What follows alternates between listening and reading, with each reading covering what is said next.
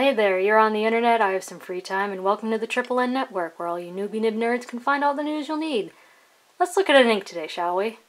Now today's ink is by Diamine, here in the 30 milliliter bottle. Indigo. All the tests were done in this Knox Galileo with a broad nib. And if you've seen my review of Diamine Prussian Blue, you might know that I think that it's just too light to comfortably write with. So here's a little swab of that, and where you can see it is fairly light. It's very gray. It's a gray blue. Indigo is very similar. It's just a touch darker. I mean, you can see, they incredibly similar. If you look at that versus that, just a bit darker. So thought I'd give it a try. Let's check it out.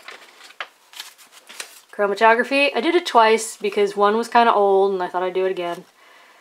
And as you can see, there's sort of this slate gray, and then it goes into sort of like a purplish gray, and this band of silvery blue, and then that bright blue turquoise that my camera just cannot figure out. Also, some evidence for potential staying power. Top down in density, Clairefontaine, 90 grams per square meter. 10 seconds to dry, which really isn't too bad for a broad nib on Clairefontaine. Decent potential for shading. Said it's still fairly light, and it's fairly light when it's wet, and then it dries a bit darker, which is nice. I said it's probably at about 6 out of 10 wetness, maybe 7, but I'd stick with 6. Good flow. So there are hints of black sheen, which we'll see more of later on. But you might get it'll be the world's longest video. It did dye the paper a little bit in the water test, but not a lot. And not a lot remained, or maybe it did, but since it's already such a light ink, it doesn't stand out that much. Next is Rhodia, 80 grams per square meter. 6 seconds to dry, really not bad. Good shading.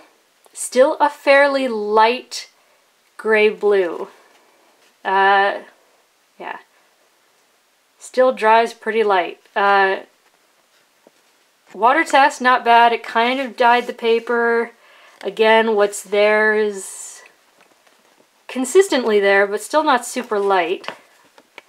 Here we start to see hints of that sheen, but next is Tomoe River Paper, where it took 11 seconds to dry, which isn't too bad considering this is Tomoe River and this is a broad nib and it's a 6 out of 10 wetness, I'd say.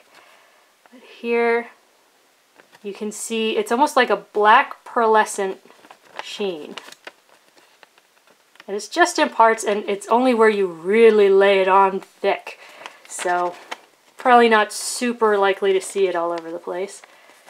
Water test is consistent but very, very light. And since it's so, except where I really scrubbed it in, because it's so light, the echo isn't unforgivable. Now this is a new kind of 20-pound copier paper, so it did a little bit better. But for some reason still not as good as the stuff I used to have, which I don't know. But anyways, here it got pretty light. 2 seconds to dry, really not a lot of shading.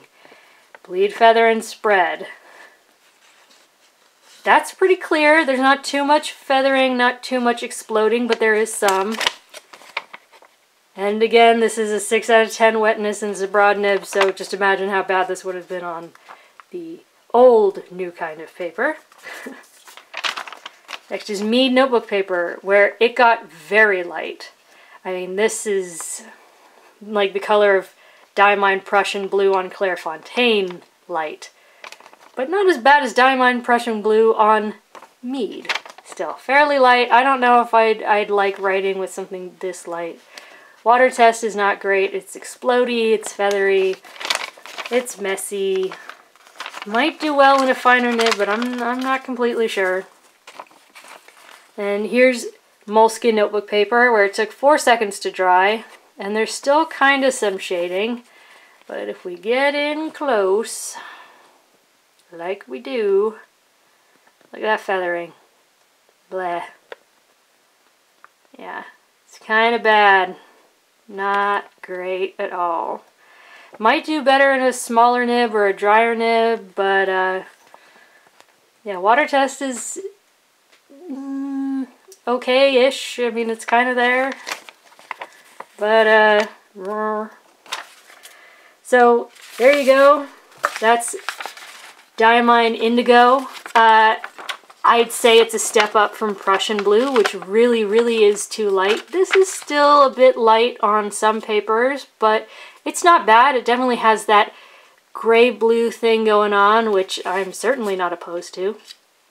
So, if you liked the video, please give it a thumbs up. If you'd like to see more, please subscribe to the channel, and thanks for watching.